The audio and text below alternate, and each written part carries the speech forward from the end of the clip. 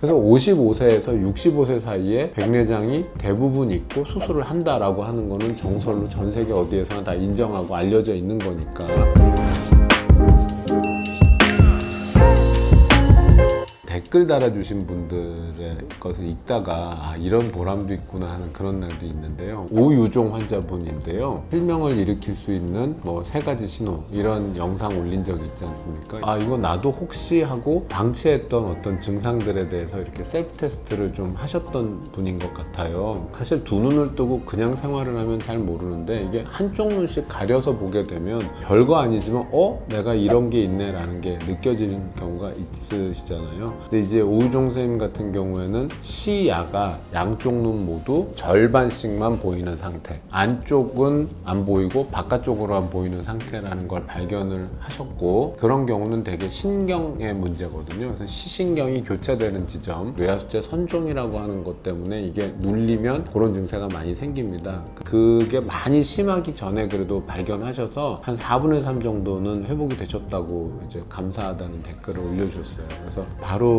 이런 도움이 조금이라도 되면 이게 저희가 유튜브를 찍고 올리는 그런 제일 큰 목표이기 때문에 댓글까지 남겨주셔서 다시 한번 감사를 드립니다. 오늘 이제 말씀드릴 내용은 백내장과 관련된 것입니다. 예전에 비해서 수명이 길어졌기 때문에 모두가 다 있는 겁니다. 언제 치료해야 적당한 시기인가 대해서 애매함이 있는 겁니다. 지금 있다가 5년 뒤에 저절로 낫습니다 라는 만약에 그런 질병이 있다고 치면 수술을 하자, 그건 이상한 의사겠죠. 자, 그런데 5년 뒤에도 이 질환은 계속 있을 것이 확실하고, 그때는 지금보다 심할 것이며 수술의 난이도도 어려워질 것이고 회복 과정도 오래 걸릴 것이고 후유증이 생길 가능성이 2~3배 올라갑니다. 그거를 5년 뒤에 하라고 기다리라고 하면 그것도 이상한 의사겠죠. 대표적인 거는 암입니다. 자, 백내장은 속성상 어딘가 퍼지는 질병은 아니에요. 생명을 위협하는 병은 아닌데 저절로 낫는 병도 아니고, 시간이 가면 갈수록 단단해지면서 수술의 난이도가 올라가고 수술 후 회복 시간이 굉장히 많이 걸립니다. 그리고 눈의 앞쪽에 빛을 차단하는 그런 장애물로 작용하거든요. 백내장의 장자가 장애물의 장자예요.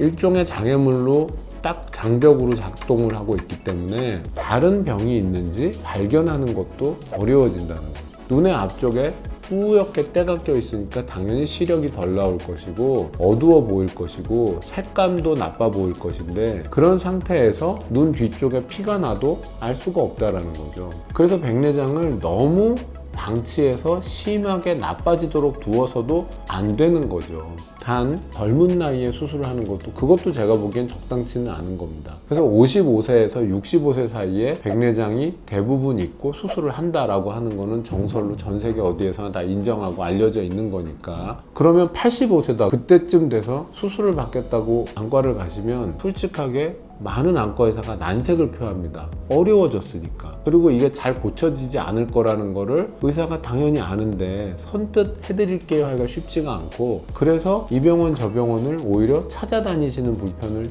겪기도 해요. 자, 근데 일반적으로 알려져 있는 한 55세에서 65세 사이에 그 정도의 백내장은 고치기가 아주 어렵지도 않고 비교적 건강하시니까 수술 후에 합병증이나 이런 것도 적고 감염 가능성도 적고 회복도 빨리 되니까 환자나 의사나 같이 만족할 수 있는 그런 나이가 되시는 거죠. 그건 골든타임이라고 볼 수 있을 것 같아요. 45살이다. 있을 수 있습니다. 아토피가 심해서 눈을 많이 비비거나 고도근시거나 포도막염을 여러 번 재발했거나 또는 외상을 당했거나 한쪽 눈에 백내장이 30대에 오는 사람들도 굉장히 많이 있어요. 그러니까 40살에 45살에 백내장이 왔다고 하면 그게 이거 거짓말이야 이렇게 얘기할 수는 없는 건데, 아무런 과거력도 없고 증빙할 만한 어떤 기록도 없는데 어차피 백내장이니까 올 거니까 하고 땡겨서 수술한다면 제가 보기엔 그건 문제가 있는 거라고 보는 거죠.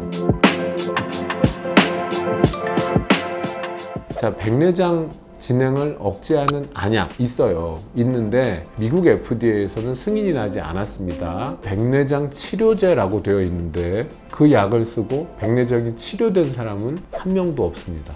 백내장 치료는 수술 외에 방법은 없고요. 그러면 백내장 치료제라는 안약을 쓰면 어떻게 되냐 하면 계속 안약을 처방받으면서 주기적으로 안과를 가다가 어느 날 때가 되면 수술을 하라고 권해드려요.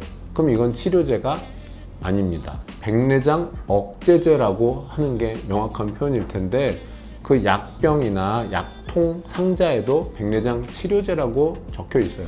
그거는 굉장히 큰 오해를 불러일으킬 수 있는 부분이고, 이런 부분에 대한 어떤 명확한 정리가 전문가 집단이 해야 되는 몫이다. 굉장히 실무적인 데 필요한 것들, 어느 시기까지는 이런 약을 쓰되 어느 시기가 지나면 더 붙잡고 있으면 손상이 더 많아질 수 있다라고 가이드를 제시한다든지 이런 역할들을 좀 해주시면 좋겠다는 생각이 듭니다. 오늘도 안과의사 김무현이었습니다. 감사합니다.